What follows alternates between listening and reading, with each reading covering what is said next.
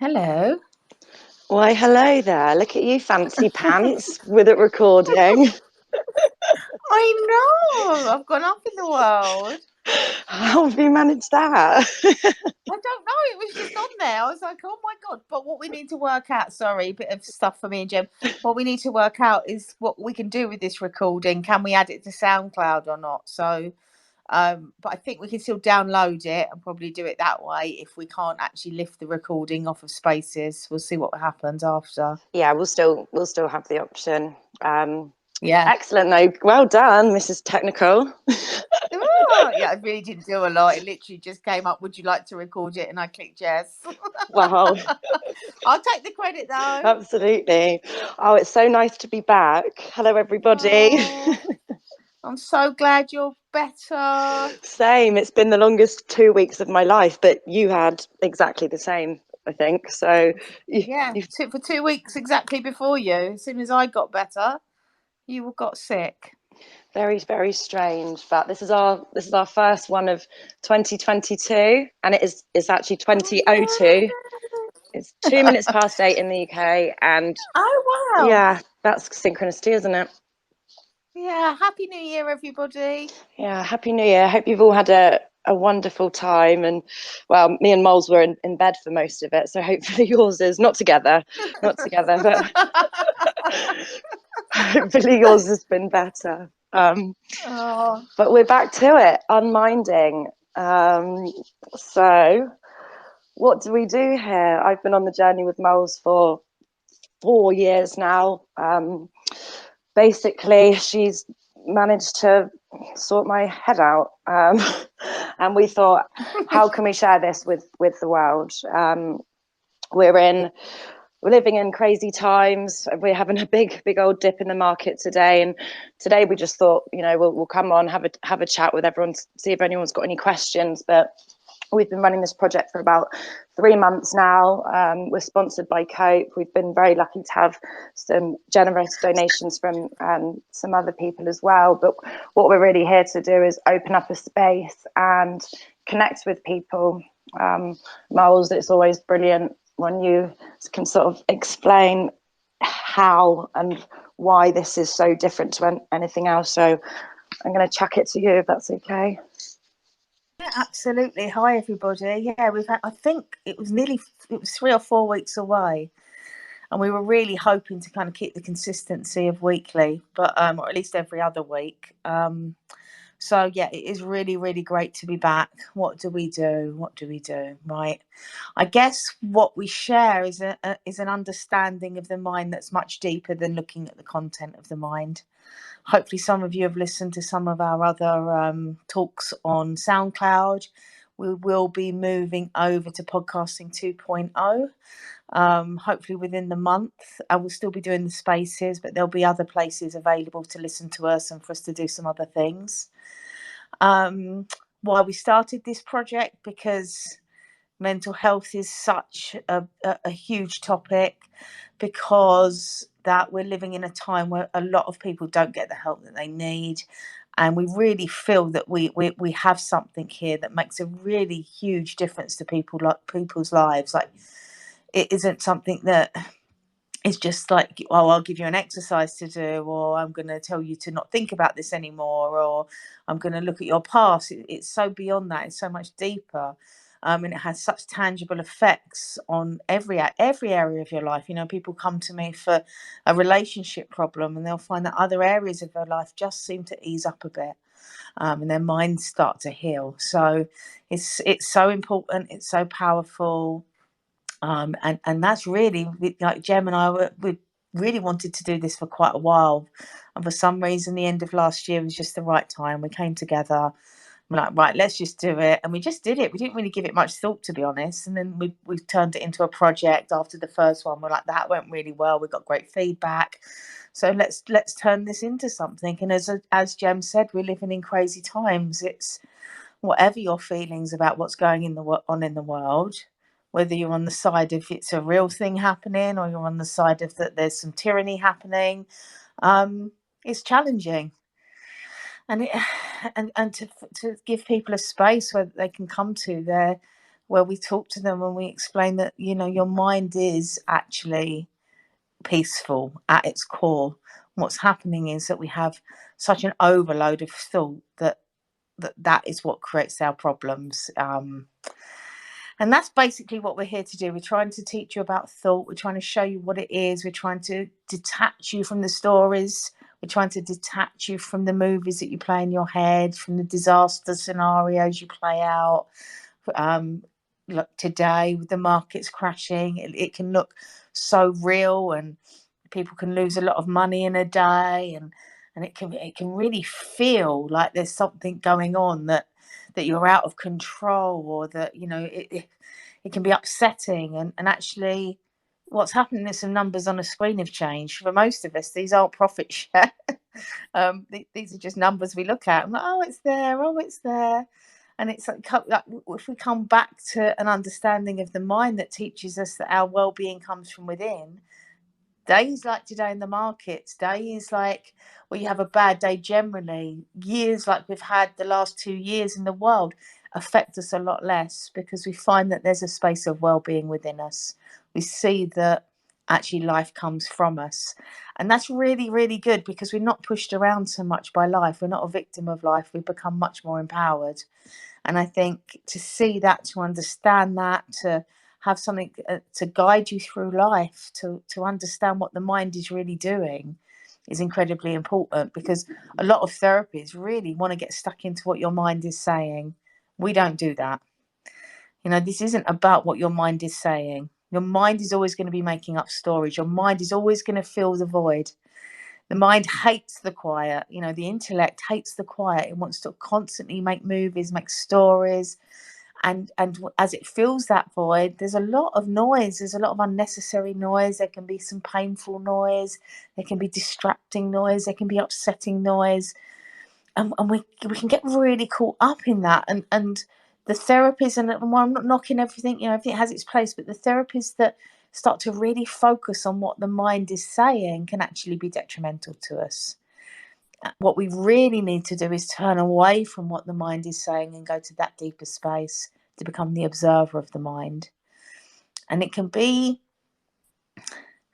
like you can be listening to something like this and think, well, how do I do that? Yeah, great, I get that, but what's going to get me there? How am I going to become this observer? You know, everyone thinks that's like a spiritual thing to do. Well, it's actually really natural. And once we start to challenge thought, it happens more easily. So what we have to do is become the observer, because how we become the observer is by seeing that thought isn't real. So a lot of our work again is about us showing you that thought isn't real. Thought isn't truth. You know, 90%, if not more, of our thoughts are total bullshit. And we know that. When I say that to clients, when I talk to people, they go, oh yeah. I'm like, how much noise is going on up there that is unnecessary? So what you're not going to be able to do is control the mind. That's futile. What you're not going to be able to do is change thought. I don't care what anyone says, that isn't possible. What you can do is become this silent observer, the witness. And this teaching is what somehow, and because it happened for me, it happened for Gem, it somehow allows you the space to do that. There's something in its simplicity of looking at thought differently, of seeing that you are conscious awareness, and that changes the mind. And what's really interesting about that is it's so amazing for mental health, and nobody looks at that. Well, most people don't. Most people don't understand that it's the detachment from the mind, understanding it, viewing it, seeing it, going deeper, finding out more of who you really are. Stories are always changing. Who we are is always changing. You know, one moment we can think of ourselves as amazing. Like a few days ago, you might have thought you were a great trader or a great person, like you had it all going on, and then suddenly you can reflect the world back at you from like a market crash, and oh well, I should have done this, and I should have. Well, maybe I'm not so good at. All of that's just noise. None of it's truth. You are the peace that is so much deeper than that. You are the well-being that is so much deeper than that.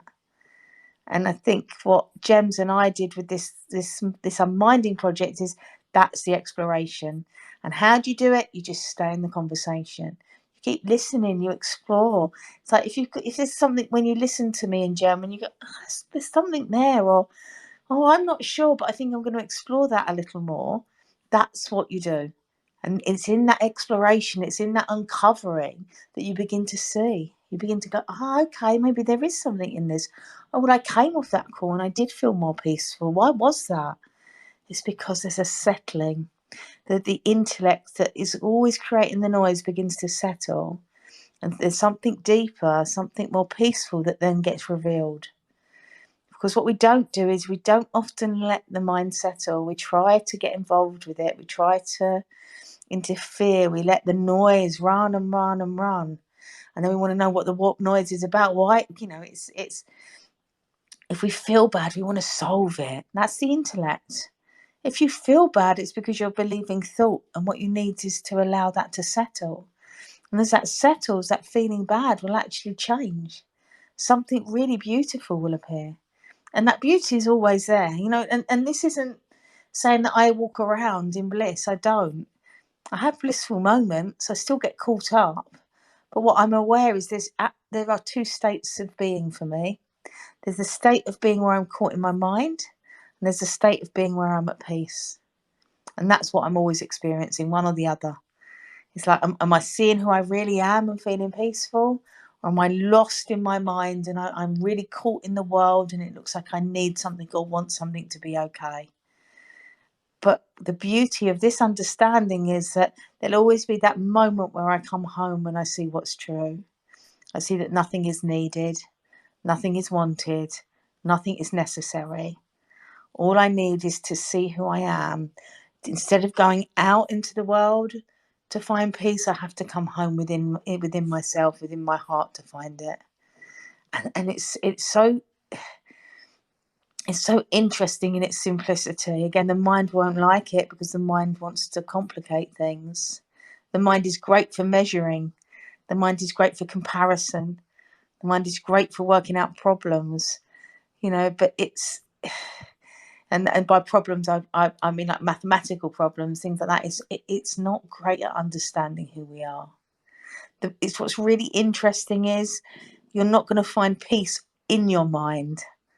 Okay, this peace of mind comes when the mind is still, when you go before it.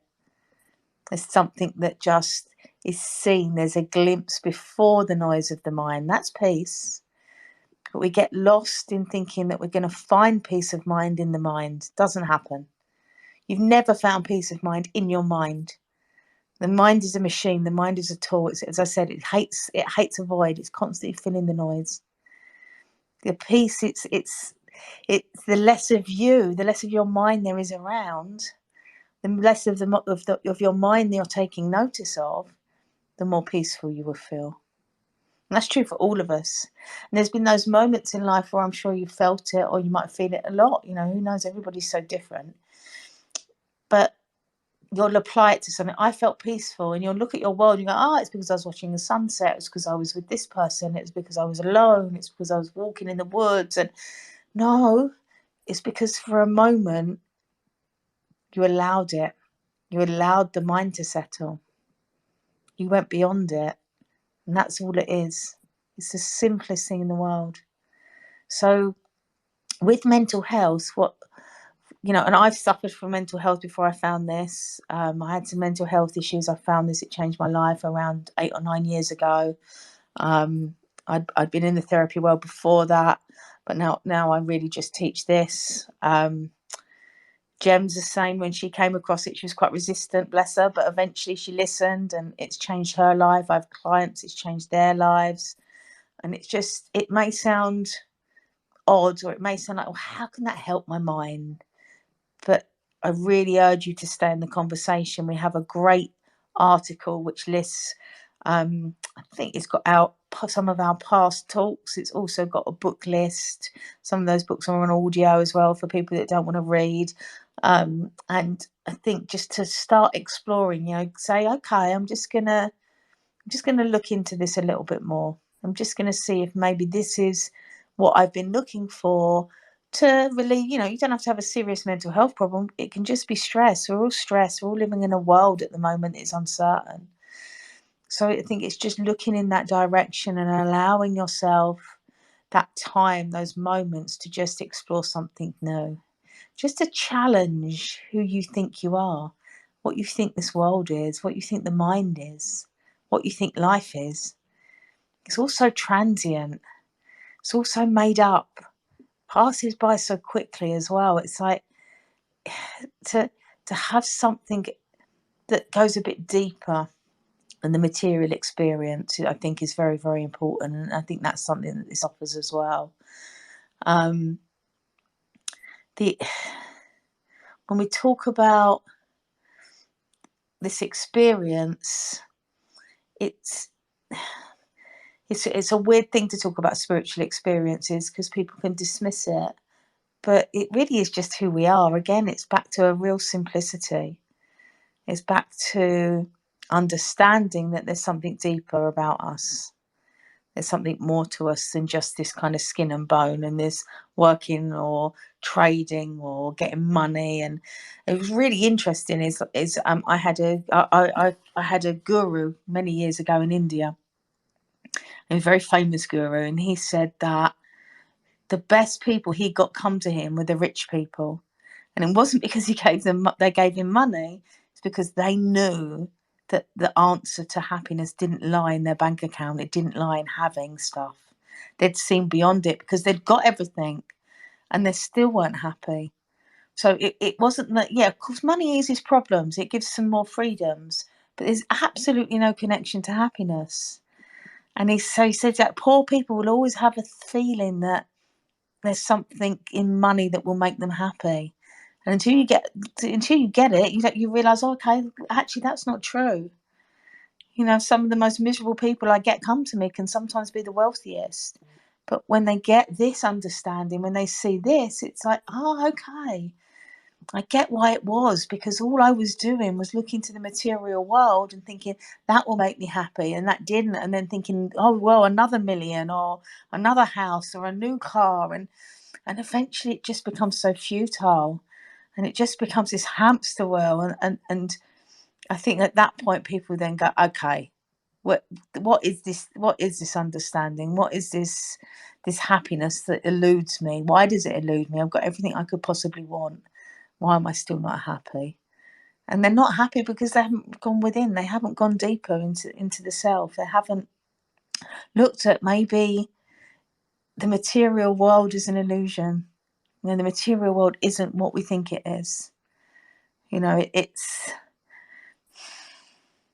It's almost consumerism and the material world are set up for the ego.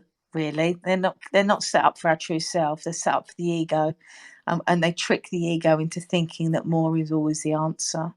So it's almost like, for me, if we can look at it, and some of people might find it when they're younger, but it's like a game of two halves being alive.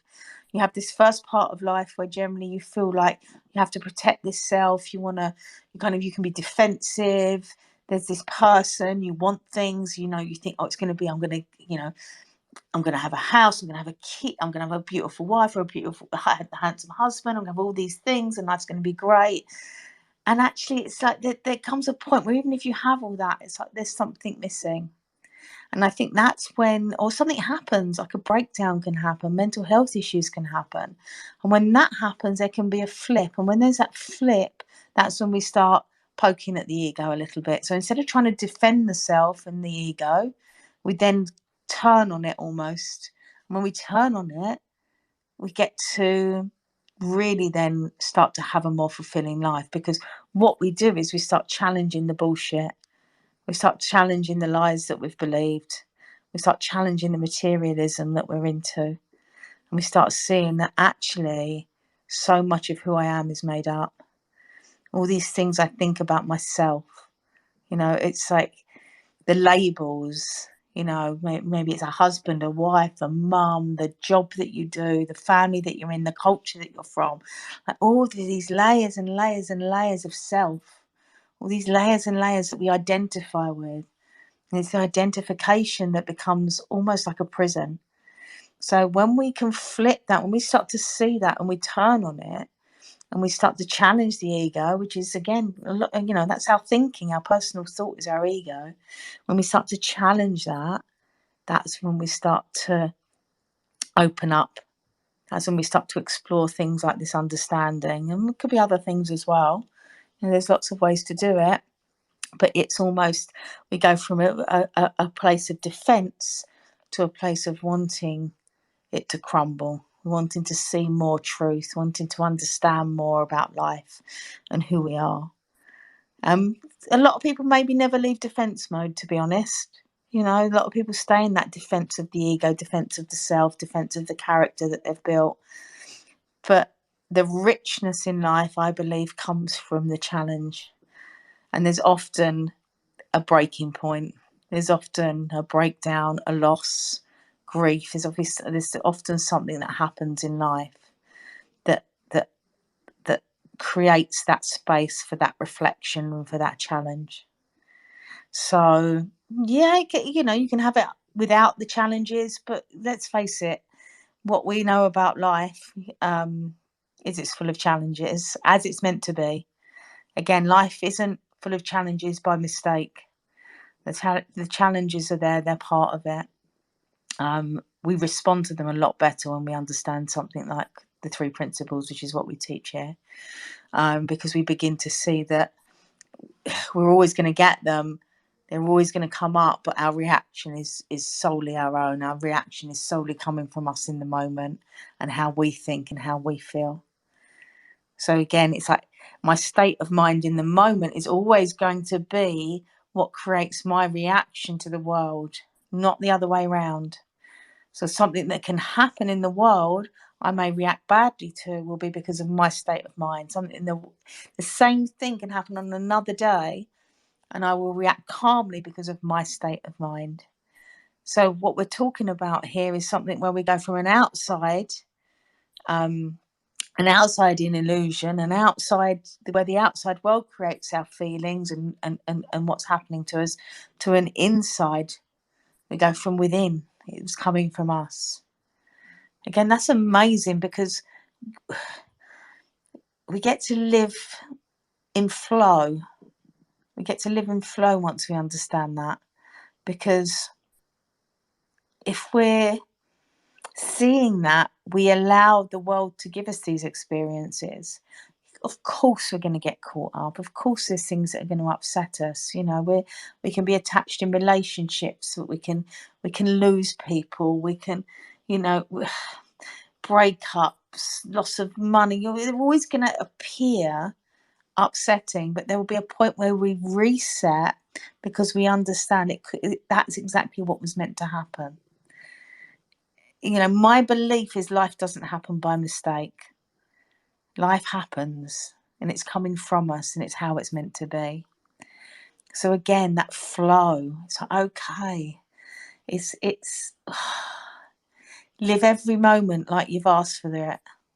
So whatever that moment contains, if you can live it as if it was exactly what you asked the world to give you, like, imagine that. Like, I see that, I understand that, I can do that some of the time. I definitely don't do that all of the time. But imagine the level of flow if you could. Imagine how at ease you would be in the world if we could see that all the time. Now, I don't think we're meant to see it all the time because we're here having the experience of being human and having these resistances. But imagine if we didn't have it. Imagine if we just went, okay, yeah, life's offerings are exactly as they're meant to be. That heartbreak was perfect for me. That was exactly what I was supposed to experience. Wow, that's completely different. That's completely different to, oh no, that shouldn't have happened to me. Why did that happen to me? That's your fault. You can feel the difference in me just speaking about it. And it doesn't mean to say that we don't get caught up. It doesn't mean to say that we don't occasionally blame or feel hurt. It's okay to grieve. It's okay to, we have emotions. But the allowance of it all, the allowance of life, the allowance of feeling, the allowance of whatever's presented to you, to be exactly what is meant to happen to you. And again, this is just something we explore. It's something we see. Sometimes I see it, sometimes I don't see it. Sometimes I understand everything's thought. Sometimes I don't think it is and it seems real. But at least I have a different way of viewing life now. You know, at least it's not always 100% I'm the victim of life, or life is happening to me from the outside and I have no control over it. Like, we don't, like, as far as I'm concerned, and if anyone ever wants to challenge me and talk about this, it's a great conversation. But as far as I'm concerned, I'm not sure we have as much control over life as we think we do. I think, especially when we look back, we can see that life generally is happening to us, through us. Actually, I like that better. Life is happening through us. So as life happens through us, it's like these ideas that we have, it's kind of all part of the experience of the path that we're on. But we get these kind of these ideas sometimes that we can control it. And I think all the big things that happened to me in my life were kind of out of my control. So again, it's what is control? That's another conversation, a very interesting conversation. So I won't go too deep into that about free will. But it is really interesting. And there's been lots of studies on the brain as well, which have shown that our decisions our decision center in our brain is lit up way before we've actually conscious of the decision. So again, it's like, what's true, what's not true? What's life? What's this experience? Who am I? And that's the exploration that leads to a calm mind, believe it or not. It really does. Not going into your past, not really kind of digging into what your mind is saying, not going into, well, why do I think I'm a piece of shit? Well, let's look back at your childhood. Let's go through all the reasons. When your dad said that, or when your mum did this, you're giving the mind more power with that. We're going beyond that. We're coming, we're coming into an age, I believe, where that we're kind of done with that old psychotherapy. You know, if you want to do it, great. But for me, we have to go beyond the mind. Okay, the mind is constantly going to feel. So and I was in traditional therapy for years. So if you go into the content of the mind, it's always going to fill space. You know, we talked about that earlier. It's always going to create a story. It's always going to go back to the same story. You're not going to change your past. You're not going to change if your father did something, if your mother did something, if you had a bad breakup, if you lost somebody at a young age, whatever your trauma is, whatever it is, it's done. This is the moment that you're alive and you have all the potential of any other person in this moment. Okay, that past has no definition. It does not define you. When you think about it, it's created again. But when you don't think about it, it doesn't exist.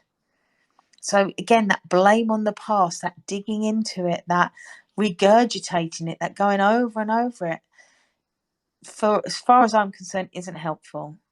You know, do it. You know, if I get a new client, of course we talk about their past, but what I do is I put it into the context of what I'm teaching you here. Like, well, is that experience happening right now?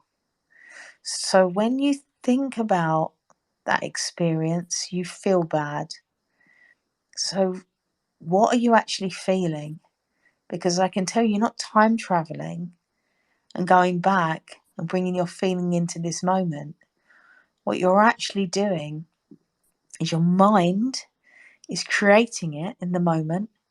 Your feelings are matching what your mind is creating, and it feels like you've gone back. But you're actually sat in a room with me, and I can guarantee you underneath all that thought you have well-being. So it's, what do you want to do now? Do you want to carry on believing that you're a victim of your past, or do you want to see the past for what it is, to put it in its place, and to understand that thoughts of the past will come up again? You know, they can rise, that bad memory may appear, but when you see it as thought and not truth, and you don't identify with it anymore, it will pass and you will be free.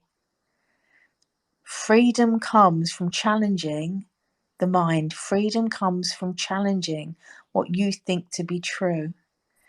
Sometimes this can be tough work because people come with such strong beliefs about themselves and about their world that when you try to detach from it, they can resist. But it's in that detachment that true freedom lies. It doesn't come from going back and having a conversation with your mum when you were 10 years old and you know, it doesn't make any difference. What's done is done. You, you're actually box fresh in this moment.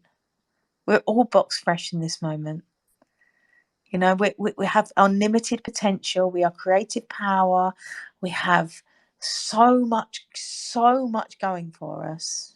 Okay? So much. If we could see beyond what our mind is saying, we could see what we have. You know, we all have gifts. We all have creativity. We all have certain things that we bring into this world. We can stop ourselves and cloud ourselves with the thinking that we have. So again, when you strip that away, when we take away these beliefs, when we challenge our thoughts about ourselves and about the world, when this freedom comes through, it can be really interesting to see what's left. Be really interesting to see who we really are and and what we want to do. I mean, I've had clients completely change their job. You know, go from being a secretary to, oh, actually, I'm going to do a pottery course and I'm going to make pottery and become successful. It's amazing. It's like suddenly we tap into something that is much deeper rather than going from the intellect and what we think we should be doing. I hate the word should and shouldn't, by the way. When I work with someone, I'm like, no. No shoulds or shouldn't. There is just is. You just got to do what you do. It should and shouldn't put us into kind of a victim mode. So it's really interesting to notice. I'm probably still say it myself, but the understanding that I have is that I do snap out of it, and I do see that okay, I'm kind of holding myself back here. So again, that this power of thought that's creating our moment. So is that moment looking like is the power of thought creating a moment that looks like I'm a victim of my past? Is the power of thought creating is the power of thought creating my potential in that moment? And I'll go and paint, I'll go and write a book. Is that what the power of thought is doing? Is it going to read a book? Is it going to make a meal? Is it going to come online and do a spaces? What's that power doing in the moment? So if we can catch that, that's really interesting. If we can say, okay, I'm misusing that power of thought right now by being a victim, by thinking that the past is really affecting me. The moment we do that, we snap out of it. New thought comes along. It's so simple. It really is. We don't have to go into what that thought means. We just have to go, another untrue thought. Another untrue thought. Constantly one untrue thought after another. That's what we're always having. So yeah, I've rambled on again. I do that. Jim goes, oh, you can talk. And then I'm like half hour later, I'm still talking. So I'm going to hand over to Jem and see what she's got to say. Wow, that was wonderful. And I've really missed this. I feel like we're back at home again. It's just so nice to be with everyone. And you made such a few, well, you always make brilliant points, but there are a few things there that really, really stuck with me. Like, I've been in traditional therapy for like when I was a child for a long time as well. And every time, even the day before, I was like, God, I've got to go there tomorrow and talk about all of this stuff. And I was nervous. I was anxious when I got there. I felt like shit. And then for a couple of days after, I felt awful because I had to bring it all up again. And then I have to go and do it again the next week. And it was just exhausting. And I remember it took me a while to really say, yeah, I'm ready, Molls, because I was in and out, like, oh God, is it this as easy as is you're really explaining it. And I was kind of thinking, I've wasted, well, not wasted, but years and years of my life trying to figure it out in this most complicated way, when it was actually all in my head. And so after the first couple of proper sessions with you, I was just like, I feel bloody excellent. This isn't like normal therapy. This isn't how it should be. And I just laughed and laughed. And it was just like, wow, it's just such a different approach. Because why, like logically, how can we get over something that we keep going over? And if we actually believe there's something to get over, then that's a pretty bad like starting position, isn't it? Great points. I mean, really great. Yeah. It's like there isn't anything there. There's only what the mind is telling you is there. So once you understand the mind is a liar, or a liar most of the time, it's a bit like, say, if your mind was your friend that you knew lied constantly, you just wouldn't believe them. You wouldn't take any notice of them. And so once you kind of see it like that, it's a game changer. It's like, okay, why would I take any notice of that? So yeah, I love what you're saying, and I love that kind of coming out of a therapy session feeling bad and then coming away from talking with me feeling good. And I'd say 90% of the time my clients leave feeling great. 10% we can hit some stuff, and you're still going to have to process some things. There's still stuff that can come up, and sometimes it can be quite emotional seeing something differently. So yeah, they're really great points, Jem. Thank you. Yeah, no, it's there are so many different examples that like we've had together. I think it was on one of the regular Monday ones that I just could not stop crying. Like I couldn't even talk, and I wasn't sad, I was happy, but I just couldn't fucking believe it. And I was like, oh my Christ. And you're like, don't worry, this happens. So sometimes you're going to tell me to F off, sometimes you're going to laugh, and sometimes you're just going to be mind blown, literally. One of the points you said as well about having all the money and realizing it means nothing, it reminded me of something that Jim Carrey said. He said, I hope everyone could get as rich and famous and have everything they ever dreamed of, so that they will know that that's not the answer. And it reminded me of a story that you tell sometimes, and I'd love to hear it again so that other people can hear it too, but about the man in prison. Oh yeah, that's so beautiful. So what I teach is something called the 3 principles, and there's been prison projects running for quite a while. Way back in America, probably for about maybe 10, 15 years, maybe more in America, but here probably over the last few years. I'm in the UK, and so the woman that runs it went into this prison. She's working with these guys. This one guy was resistant at first. And I listened to him. He came on a talk, and he was talking about his resistance. He was talking about, why am I here? I'm not really want to listen to this. This isn't for me. And he said probably on the 3rd or 4th session, he started to hear something.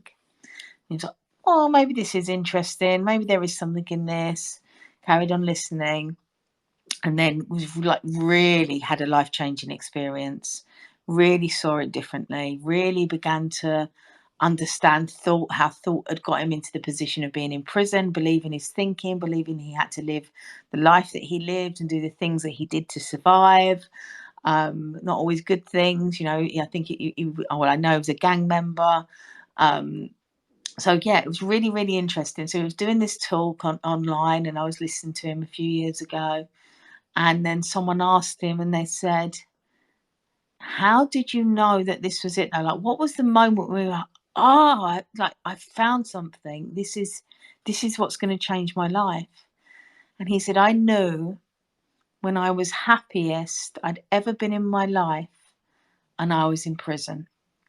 Like, how logically can I be the happiest I've ever been in my life in prison? Like that, he said, that showed me that my experience, my happiness can only come from me. That was the only logical answer for me to feel like this. It was always me. It always came from me.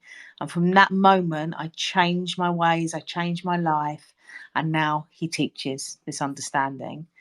Interestingly, separately, I've actually got 2 guys coming tomorrow. One's an ex-gang member that's turned his life around, and another one is just a really great guy, and they're coming and they're doing some training with me tomorrow because they work with the gangs and they want to take this into the gangs, so they want to learn more about it. So it's I mean, again, it's that powerful.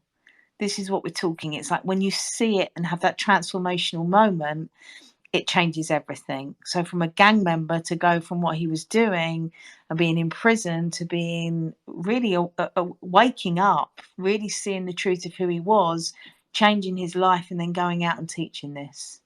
This is what we're talking about. We're talking about something that it can sound woolly or, you know, airy fairy. It can sound all of those things. This is really practical. This is very, very logical and deeply spiritual. It has everything you need to live a really, really fulfilling life, because that fulfillment won't have to come out from outside of you. It will come from within you. So whatever you do in the world, yeah, of course you can still go and want the cars, the houses, the beautiful women, the good looking husband, whatever it is you want. Great. But there won't be quite as much attachment to having it. There won't be quite as much being thrown around by the ups and downs of life within that, because we all know whatever we go and do, there's still going to be challenges. So again, to know who you are, to understand this, is really, not only is it deeply spiritual, it's really where the rubber meets the road. It's really about, okay, I'm going to start challenging myself. I'm going to start challenging my own thinking. I'm going to stop this defense of who I am. There's nothing in the defensive. What are we going to learn defending what we already know? That's bullshit. We don't want to defend what we already know. We want to go beyond that. We want to see more of who we are, actually, and more of who we are not. What have I made up about myself and the world that isn't true? What looks true that isn't? What freedom is there in cracking through that and beginning to see that? I can tell you a lot of freedom. So yeah, thank you for asking that, Gem. Are you there?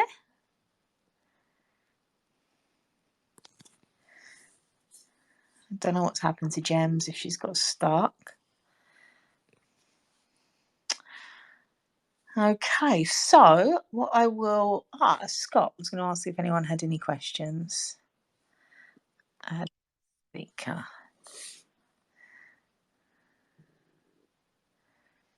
Just adding Scott, guys. He's just connecting. And obviously, if anyone else has any questions, you can either message Gem or I've added you, Scott. It says connecting. I know you've got your hand up. Let's try River as well. Add a speaker. Yeah, if you don't want to speak, you can message us. Gem's probably better. Hi, River. Yes. Just a moment ago that it's spiritual. Can you elaborate on that a little bit, what that means? Yeah, okay. So to me, the word spiritual is everything, as in, I don't see like there's one thing is more spiritual than another. That it's kind of got, the word's got lost, I think, because people have think of it as people think of it. Sorry, I just had to mute somebody. People think of it as a certain way of being, or hippies, or whatever it is. But to me, the energy that creates life. Whatever you want to apply that to, whatever you want to have that meaning, everybody's going to have different meanings for that. For one person, there could be religious. It could be that the energy behind life might be God. For another person, it could be the nature. That there is a life force to the world. For other people, it could be universal energy. There's something deeper. There's something behind life. I'm just going to mute Scott. I'm going to have to keep you muted because there's a lot of noise where you are. So what is really important is that it's whatever you think it is. That is really important, but it's the biggest thing you can think about. What's infinity? What is this energy? What is it's nothing to do with the intellect. It's really something deep, really, when we touch those spaces where, again, thought falls away and we feel at peace, we feel at one, we feel connected to other people. You know, to me, that's spiritual. You know, and I don't want to apply a meaning to it because I know everybody has such different meanings, but I do want to say it's like, it's that energy, it's that thing that's created who we are. That there's moments you can get still and you can feel that life force within you. You know, you have a child, you look at that child and you're like, wow, that's a creation. You know, you can look at a flower blooming, you can have those moments of pure presence. That's when we're kind of seeing what this spiritual is. Okay, so again, not one meaning, because I never want to give it one thing, but for you, whatever it means, but it's always that deeper aspect. Does that make sense for you, River? Absolutely. Thank you so much, Molls, for answering my question. You're welcome. It's lovely to hear your voice. Thank you for speaking.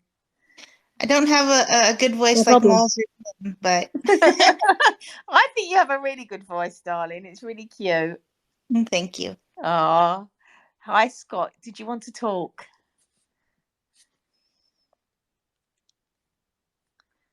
Okay, we're having problems with Scott. I think the next person to ask was Kipo, who's just connecting.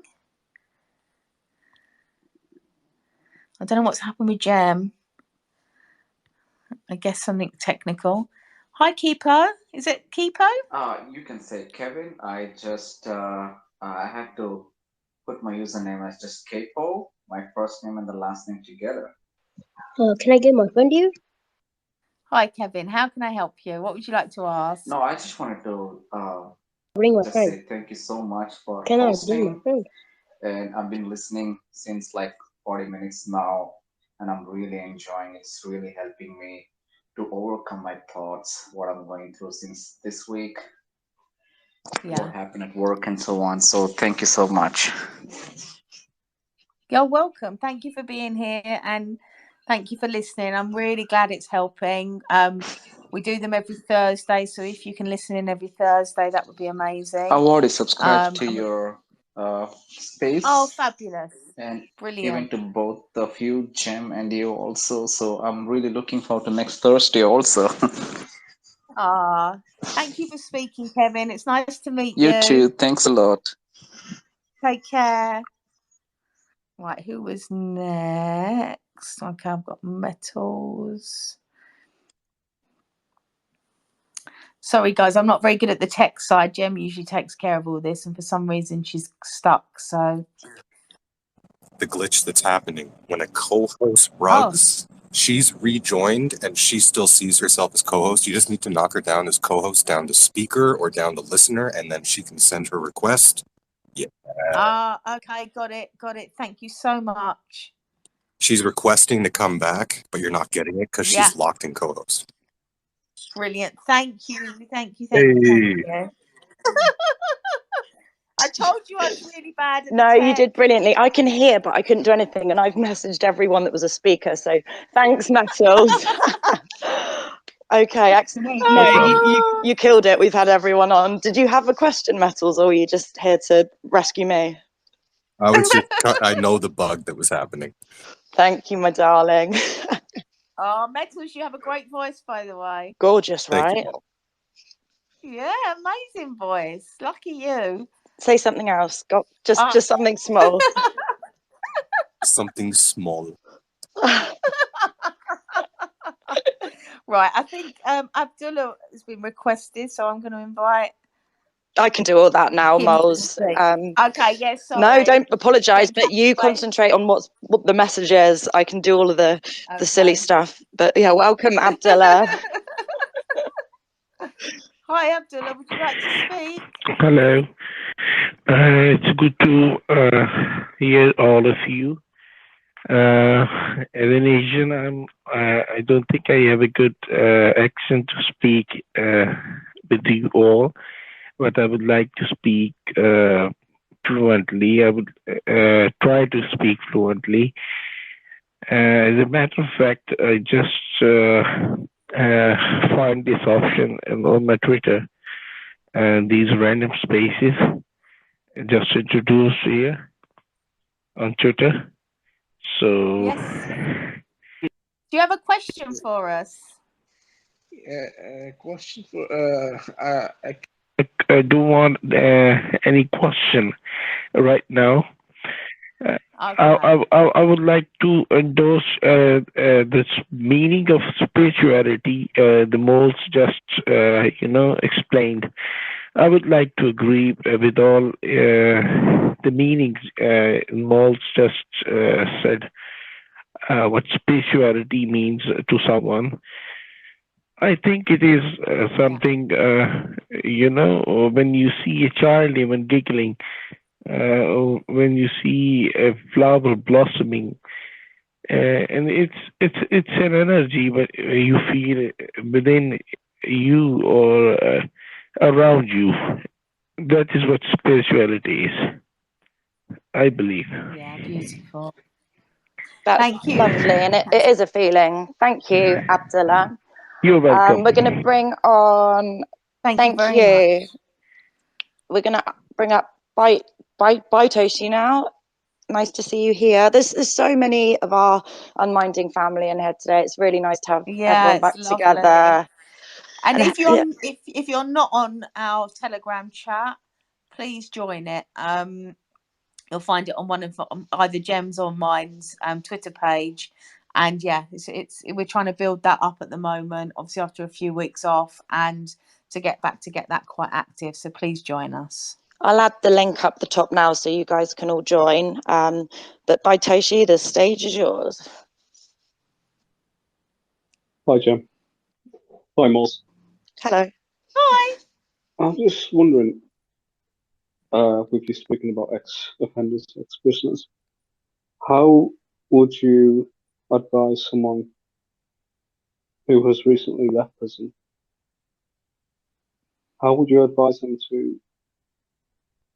What advice would you give them to repair and redeem themselves, or even to?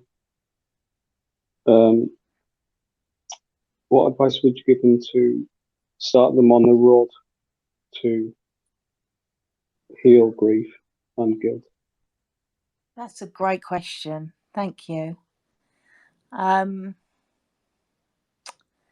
What would I say? Well, I would definitely start by pointing out that you are not your past. You know, to that person, I would say that the past doesn't define you. You know, just as these experiences of the past, they don't mean anything. They're done. You know, what's really interesting about thought is we're doing the best that we can in the moment when we have it. So anybody that may have, you know, done things that maybe society would deem bad or they would feel guilty about, it's having compassion for the past version of yourself rather than beating that person up, rather than driving yourself crazy. You know, to have real compassion that, well, that's just how I saw life in that moment. I didn't really choose that. It's almost as if, you know, when we spoke earlier about free will, it's like life chooses us, and we can go down paths because we're lost and we believe thought. And there's a lot to that. There's a lot to say around that. You know, that can be a whole conversation. But to really start to understand that you know that you or that person is doing did the best that they can, and now they have a better understanding, and we grow and we evolve, and the person that they become wouldn't do that now. So again, that compassion for this, it's like we can have compassion for others, but sometimes we find it really difficult to have compassion for the self. So to have that compassion for the self is so important, to understand that, you know, we get lost as humans. We get really lost.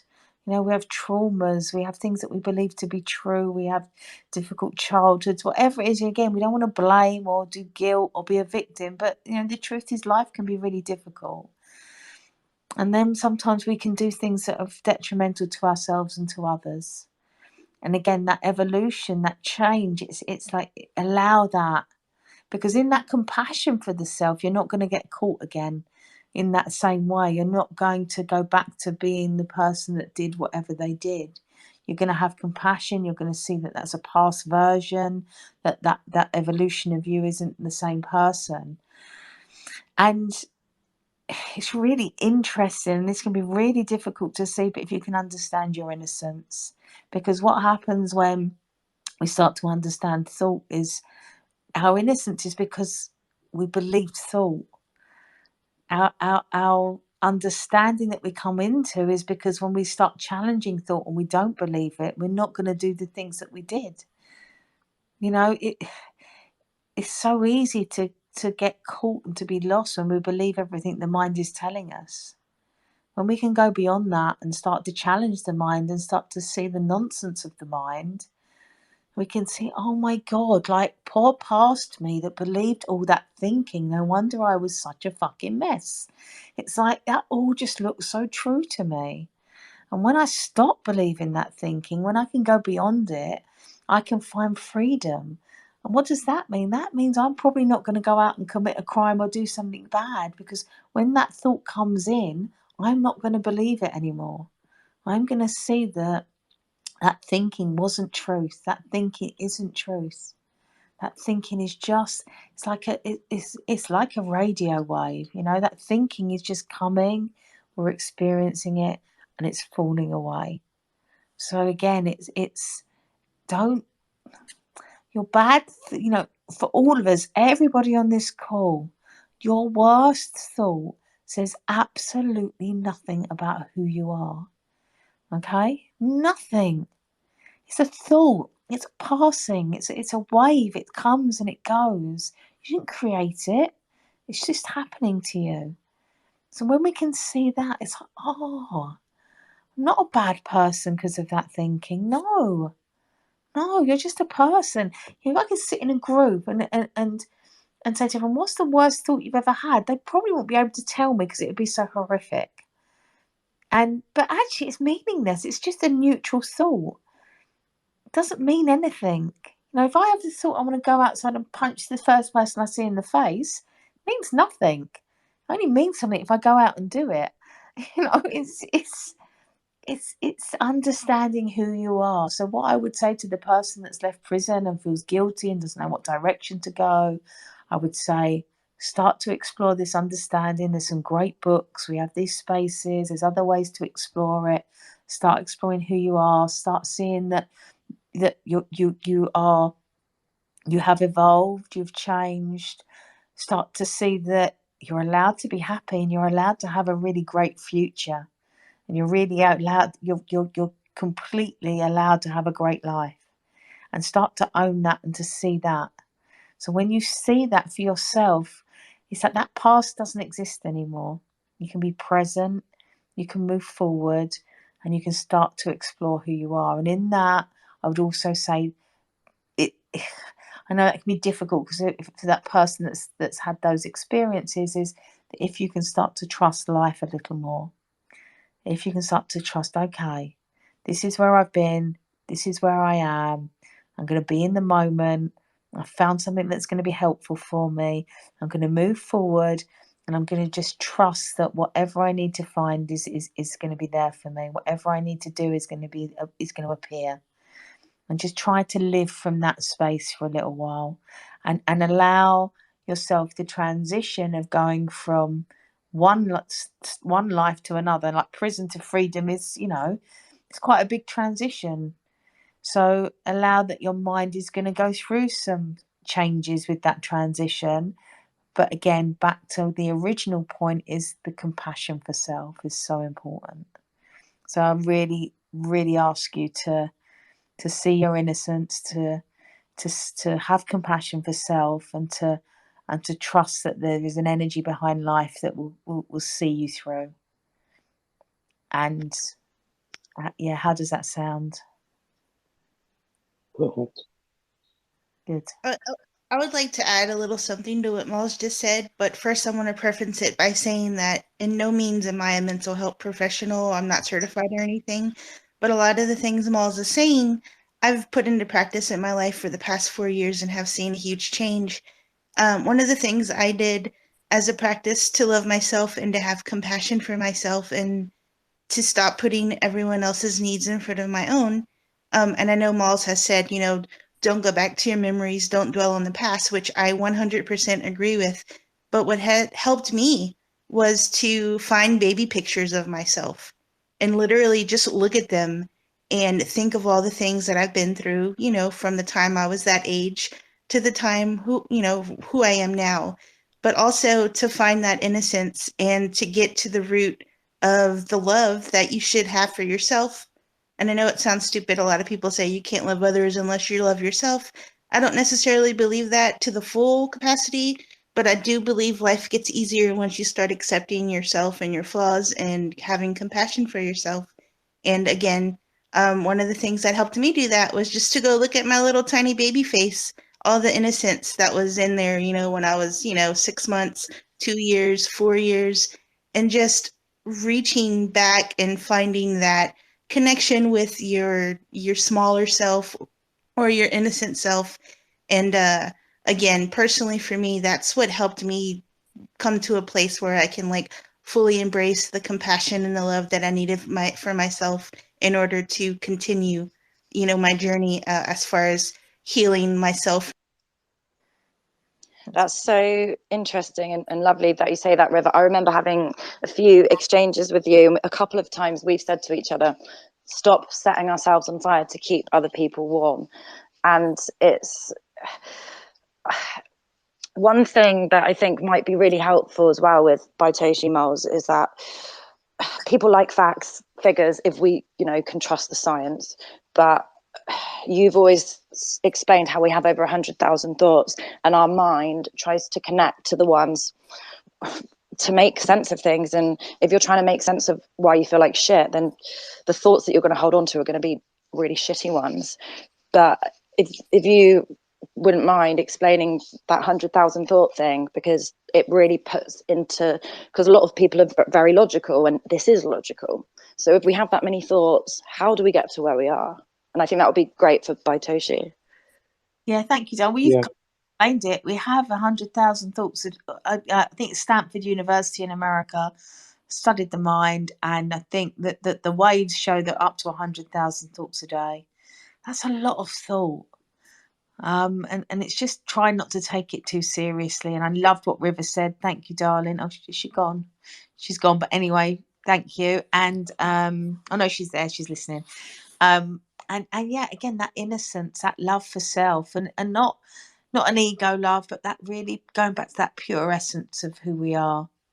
And just to understand that the mind, we said at the beginning of the call, the mind will always fill the space, and it will generally fill the space with bullshit.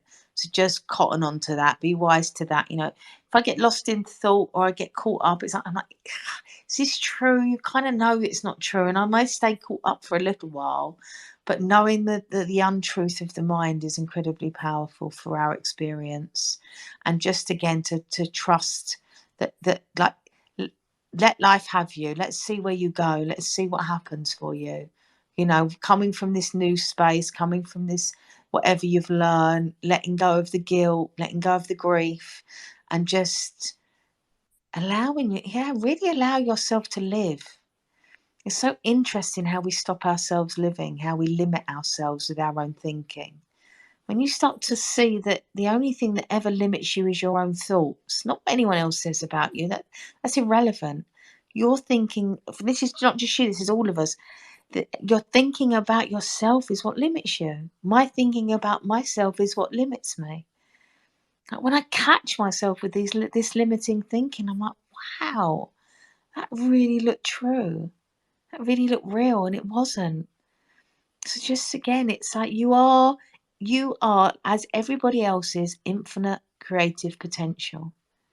We all are. We're all made of the same thing. Some people will create works of art and books and meals or go on walks. Or it's the same thing. This energy that we are is expressing itself in 100 different ways throughout the week, throughout the day. So just to see what that is. It doesn't have to be big things. It's like the most joy I get sometimes is like looking at a tree or If I'm present, I can get joy from just that moment, no matter what's happening. If I'm distracted, I could be in a palace and be completely lost. So where are we? It's always that. Where are you? Where am I? Where are we at? Check in on yourself. I said this over and over again. I probably said it on every spaces, but my experience is my state of mind. I have a house. I have an old house. I can walk into the old house and it can look like the most amazing thing. It's an old household, but look at the walls, look at that, look at this. It's like, oh. And another day I can walk into the house and look at the floor, that needs doing. I need a new roof. I need this. And what's changed? The house hasn't changed. It's 122 years old. My state of mind has changed. So again, like, to see that is so interesting. To begin to see that I'm always projecting. What's coming from me is what I'm experiencing, not what's coming at me. So then again, that's so beautiful to see, because I don't take so seriously the days where I'm looking at the house and it looks like shit. It's I'm gonna go through this wave constantly of up and down, of good and bad, of right and wrong, of a high state of mind, low state of mind. That's me, my projection.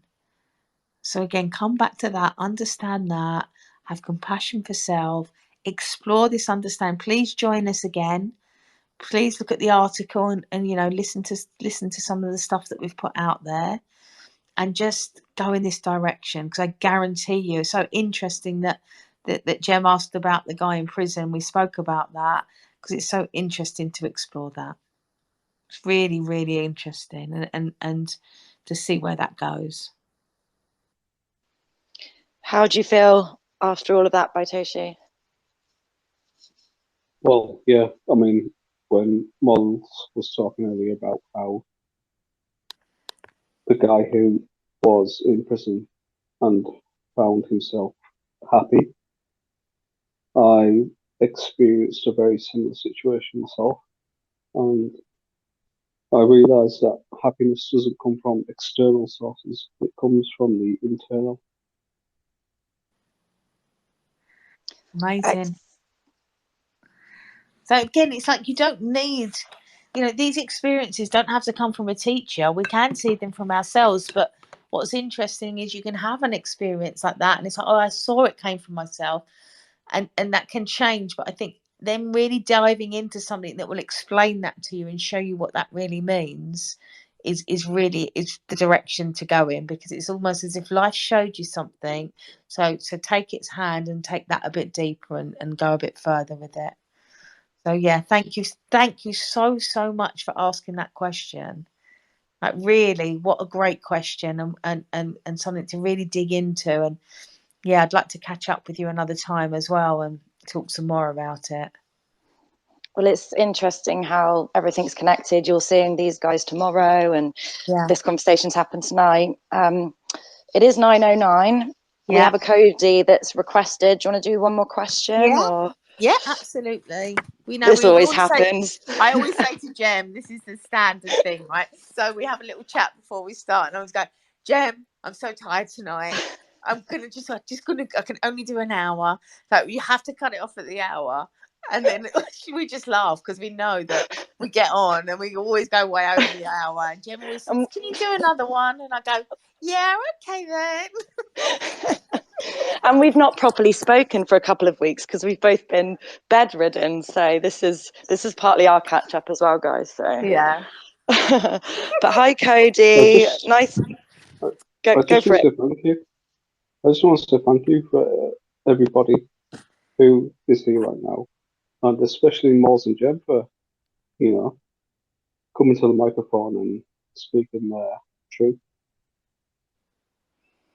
Oh, thank you, Cody. That's really nice of you to speak. That was Baitoshi. Was it? Oh, okay. Yeah. Baitoshi. That was the guy that we've just been chatting to for the last 10 minutes. I'm really good with voices and tech. Thank you, Baitoshi. I hope Jen is getting better. Don't be offended. I'm literally 95% well now, but thank you for your concern. Thank you. Is it okay if I share a thought? It's your turn now, Codes. Let's go. Cody. Go for it, Cody. Hello. Hiya. I've been reading all those books you recommended, and I just want to like share like kind of how it's impacted me, and maybe you could tell me what you hear, or yeah, just whatever. And Perfect. Cody. Just to jump in, this is Cody from the group. Yeah, so, I know. And Cody is totally I think he was on our first Spaces, and he's totally thrown himself into the understanding, and he's read all the books on the Medium article. I've actually got to find you some new ones because you've gone through all the ones I've recommended. And yeah, so I'm really actually excited to hear, because I haven't listened to you and spoken to you since then. So yeah, great, fire away. Sure, thanks.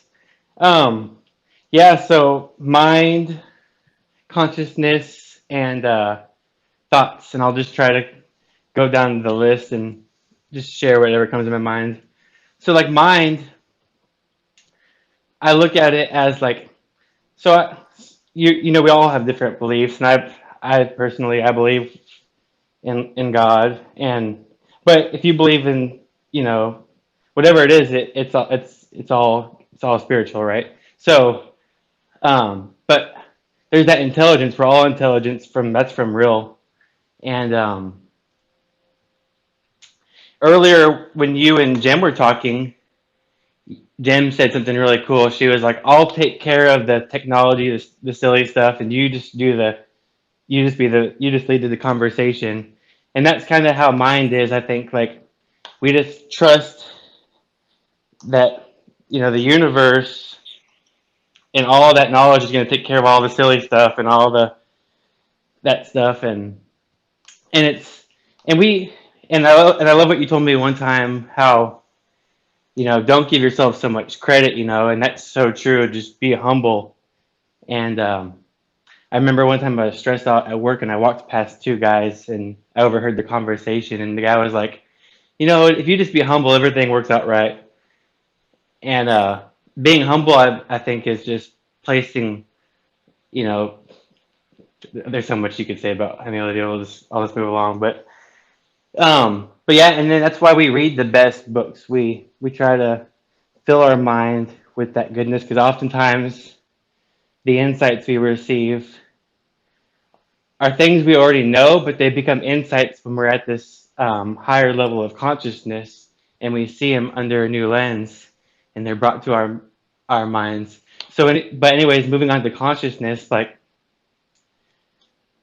there's these different levels of consciousness, but you don't have to say they're all good or they're all bad, because I read in one of the books that you said, you know, we may say fear is a bad one, but do we call fear a bad one when we purposely put ourselves in a situation like watching a movie that might be a fearful movie, or at work when I jump out of airplanes? Of course, that can be scary, you know what I mean? But we just changed our thoughts about how we see those things. Obviously, we want to live in a state of peace and joy, you know, but when we step back and observe these levels of consciousness from a different viewpoint, from a higher, like, you know, just step back a little bit, right? And then our thoughts are amazing. There's one of the books that talks about our feelings are a good gauge. And, you know, I used to get cramps in my body, and they would last for a week, and it was all over like one thought, you know what I mean?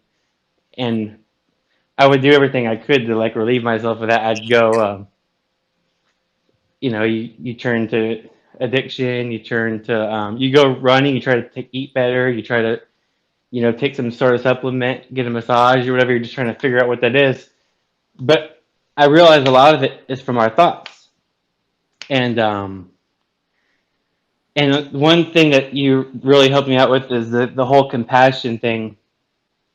I was actually at church, and it was like open testimony day, and so I was gonna go up there and share something about compassion. And so I was I quickly looked through my phone on what I could, find a good quote on compassion. And some little girl went up there and she started talking about compassion, and she had no idea I was even going to start talking about that. But I found a word when I did a search for compassion, because I didn't type it all the way, I think, or something, and it said compass. And so compass starts with the same root words as compassion. And what does the compass do? It guides us. And it was saying the compass, when they put their trust in God, the compass led them to the promised land. When we trust in that mind, that universal intelligence that leadeth us to do good, we're led to a happier place.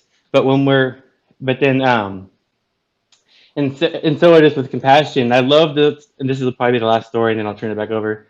It was from the relationship handbook, I think. Oh, that's a great book. Yeah. There's a story where a dad takes his daughter, who's in complete agony, to the doctors, the hospital, and she's crying the whole way, and he's just having compassion for his daughter, of course.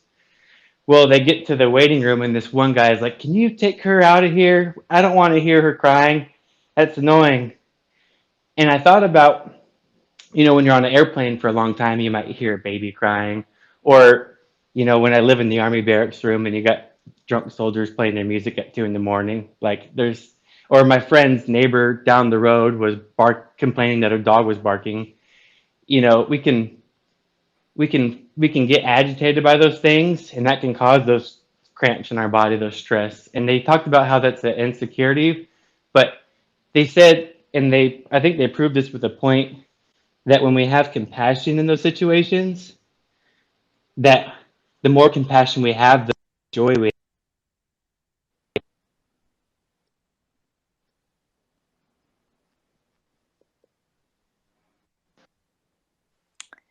Is it me? No, I think it's Oh, him. sorry, my Katie, sister was calling. I'm back now. Just get a tiny bit. Oh my God. Yeah. Damn, Yeah. sister.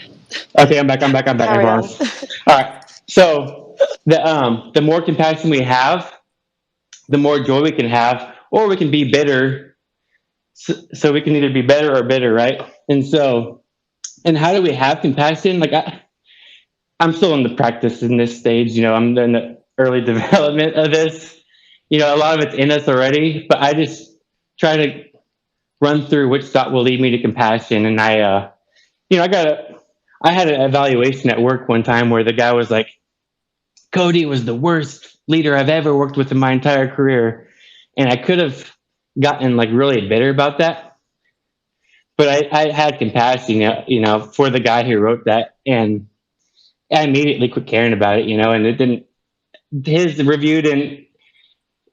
It didn't. It doesn't matter. Like my life's gonna go the way that God has it intended for it, And I just had that type of trust and faith. Anyways, yeah, I've said a lot. I'll turn it back over.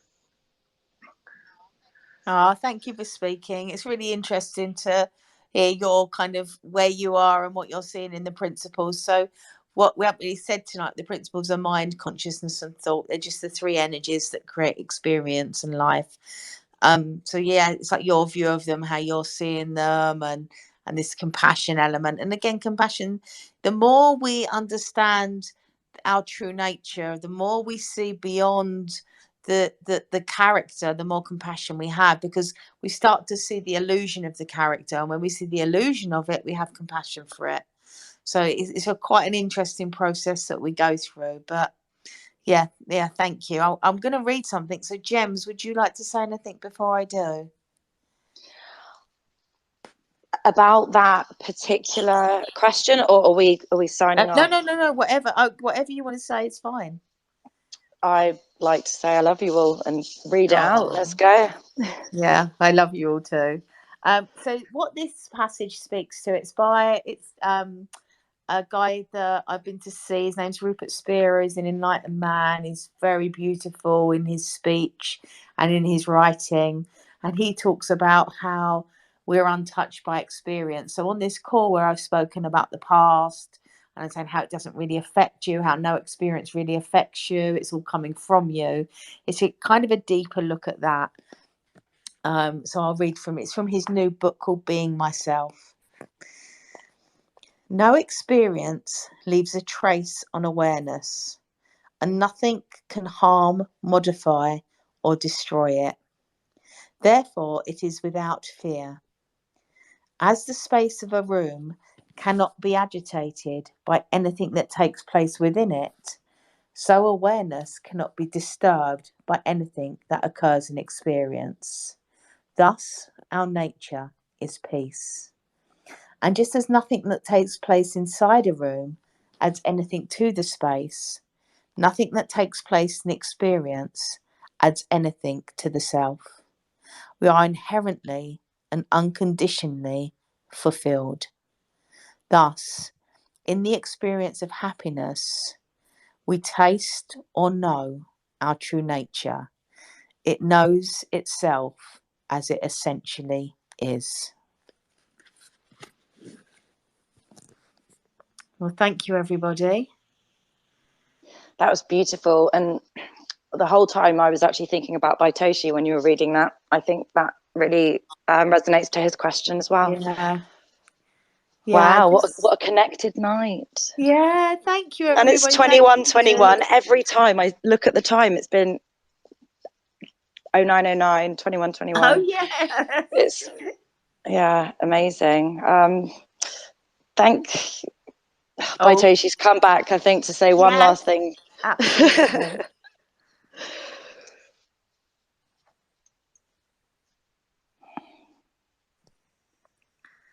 Hi, Baitoshi.